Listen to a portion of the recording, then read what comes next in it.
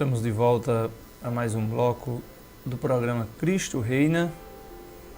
Hoje refletindo um pouco sobre a Páscoa, mostrando a você, amado irmão e irmã, a grande diferença existente entre a Páscoa dos antigos, a Páscoa dos israelitas, dos hebreus, daqueles que viviam no Egito, e a Páscoa do cristão. Os israelitas que habitavam no Egito, o Senhor Deus enviou uma ordem ao seu povo. Cada família deveria tomar um cordeiro macho de 1 ano de idade, sem defeito, e sacrificá-lo. As famílias menores poderiam dividir um único cordeiro. Parte do sangue do cordeiro sacrificado deveria ser passado nas ombreiras das portas de cada casa e também no batente da porta. Assim, quando o anjo do Senhor passasse por aquela terra, passaria por cima daquelas casas que tivesse o sangue sobre ela. Então veja, é aí onde nós vamos entender o porquê do uso da palavra Páscoa.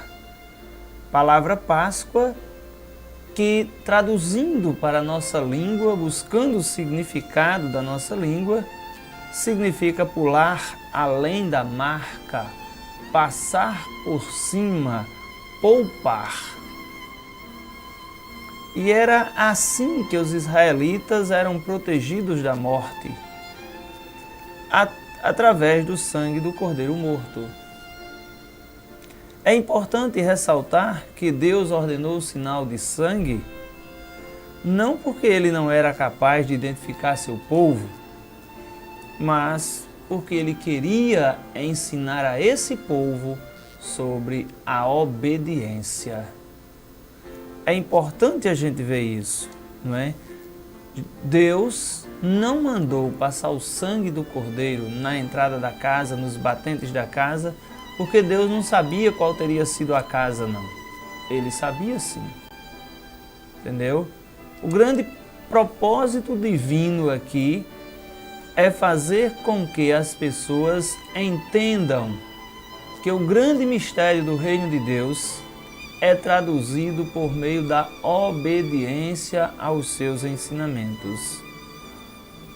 Vejam, assim os israelitas foram protegidos da morte através do sangue do Cordeiro. Agora eu lhe pergunto, meu irmão e minha irmã, como é que um cristão também é protegido da morte? Quando é que um cristão vence verdadeiramente a morte? Não é? Vencer e proteger-se da morte é exatamente por meio do corpo e do sangue de Cristo. É o Cordeiro de Deus. Não é? Então, a gente vai observar que é por meio dessa obediência que nós vamos conquistar a redenção. Vamos nos preparar para o advento do Cordeiro de Deus, que alguns séculos depois, desse acontecimento no Egito, ele iria acontecer, mas agora o sangue do Cordeiro seria passado no nosso coração e não mais nas portas da tenda ou da casa, porque seria o Cordeiro de Deus o que tira o pecado do mundo, como se afirma no Evangelho de João, no capítulo 1, versículo 29. Eis o Cordeiro de Deus, aquele que tira o pecado do mundo. Assim como pelo sangue do Cordeiro, aquele povo no Egito foram salvos da morte, a morte passou por eles, certo? Nós também, pelo sangue do Cordeiro, também somos salvos da morte. Mas para isso, meu irmão e minha irmã, eu preciso obedecer aos ensinamentos de Deus. E naquela noite, os israelitas deveriam estar preparados para viajar. Eles deveriam assar o cordeiro, deveriam preparar ervas amargas e pão sem fermento. Na Bíblia, O fermento simboliza normalmente o pecado, a corrupção. Os pães asnos simbolizam a separação entre aqueles que estavam redimidos do pecado e aqueles que estavam convertidos ao pecado. Entenderam? Os pães asnos significava exatamente isso. Representar separação entre os que estavam redimidos do pecado e os que estavam vivendo no pecado. O povo deveria estar pronto para esta refeição que foi anunciada ao anoitecer, a fim de partir apressadamente. E assim se fez, tal como o Senhor havia dito. O povo de Deus, a partir desse momento da história, passou a celebrar a Páscoa em toda a primavera, já que as instruções divinas relatavam ser essa celebração um estado perpétuo. Conforme diz no livro do Êxodo, capítulo 12, versículo 14: E este dia vos será por memória, e celebrá-los-ei por festa ao Senhor nas vossas gerações, e celebrareis por estatuto perpétuo. Assim, meu irmão e minha irmã, cada Páscoa, os israelitas, juntamente com suas famílias, sacrificavam um cordeiro. Retiravam de suas casas todo e qualquer tipo de fermento e comiam ervas amargas.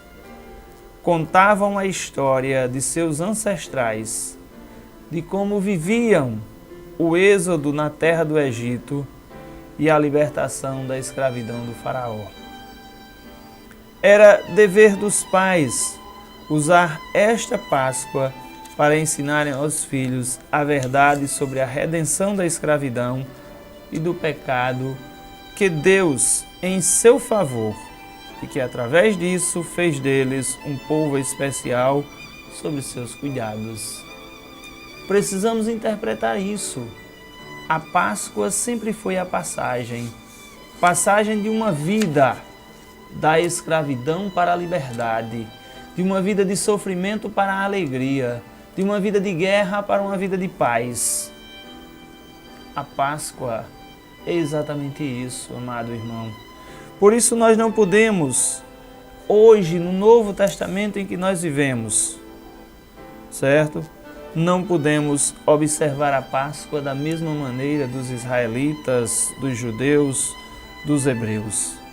Jesus, aos 12 anos de idade, foi levado a Jerusalém por seus pais para uma festa da Páscoa. Está lá no Evangelho de Lucas, capítulo 2, versos 41 seguintes. Posteriormente, Jesus participou desta celebração nos anos seguintes. E a última ceia que Jesus participou com seus discípulos em Jerusalém, pouco antes da cruz, a refeição da Páscoa. Por isso, meu irmão e minha irmã, eu deixo essa mensagem para você, para os cristãos.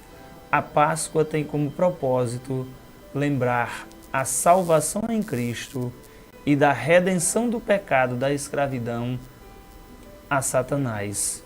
Pois Jesus foi crucificado na Páscoa, como Cordeiro Pascal, como dizem em 1 Coríntios 5:7, que liberta do pecado e da morte todos aqueles que nele creem. Eu deixo aqui os nossos sinceros agradecimentos a você que nos acompanha. Muito obrigado e que Jesus lhes abençoe e lhes proteja hoje e sempre. Amém. Tenham todos uma excelente semana e até o próximo programa.